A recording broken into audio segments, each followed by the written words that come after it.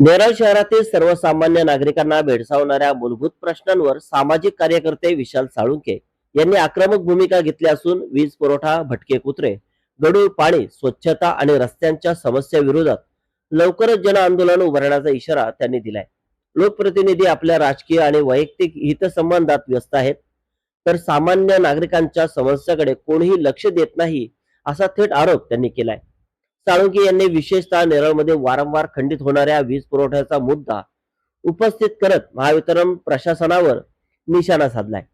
सकाळ, दुपार किंवा मध्यरात्र कोणत्याही वेळी वीज गायब होते. उष्णतेच्या दिवसात नागरिकांचे हाल होत आहेत.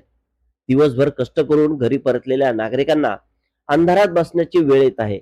ही परिस्थिती असह्य झाली आहे, असेच त्यांनी सांगितले. यापूर्वी संतप्त नागरिकांनी महावितरण कार्यालयावर धडक देऊन नाराजी व्यक्त केली होती.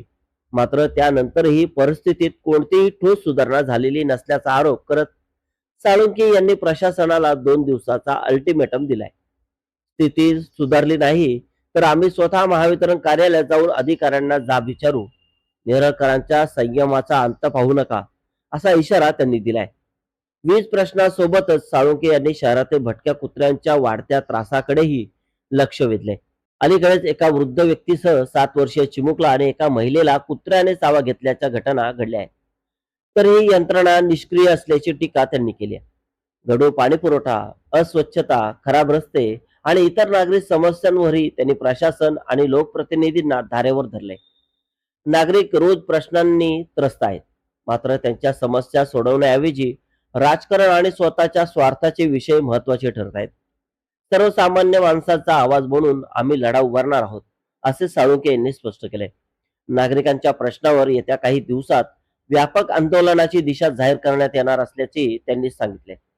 नेरळमध्ये विविध प्रश्नांवर साळुंके यांनी घेतलेली आक्रमक भूमिका सध्या चर्चेचा विषय ठरत आहे. नेरळकरांना भेडसावणाऱ्या समस्या याचं निवारण आजपर्यंत स्थानिक प्रशासक करत नाही आहे किंवा कोणाला करायची इच्छा नाही. मग ती लाईट असो किंवा ग्रामपंचायतची पाणी व्यवस्था असो किंवा साफसफाई असो. आज तुम्ही बघत असाल का काही दिवसापासून MSCB सुद्धा सांगते का ट्री कटिंगसाठी शटडाऊन घेत आहे. दिवसा शटडाऊन घेत आहे, ठीक आहे. रात्री काय काम आहे, 4-4, 5-5 तास लाईट घालवत आहेत, यावर कोणाचं लक्ष नाही. माणसं थकून भागून येतात, त्यांना रात्री सुखाची झोप सुद्धा या MSCB मुळे होत नाहीये. आज ग्रामपंचायत सुद्धा बघाल तुम्ही तर पाणी 3-3 हप्त्यातून 3-3 दिवस गढूळ पाणी येतोय. या मागच्या हप्त्यात देखील 4 जणांना कुत्र्याने चावा घेतलाय, पण त्याकडे सुद्धा ग्रामपंचायतचं लक्ष नाहीये. प्रशासन काय झोपलंय का? प्रशासनाला काहीच करायचं नाहीये का? आणि जर प्रशासनाला सामान्य नागरिकांच्या या व्यथा जर दूर करायच्या नसतील तर यापुढे आम्ही आंदोलन केल्याशिवाय शांत बसणार नाही.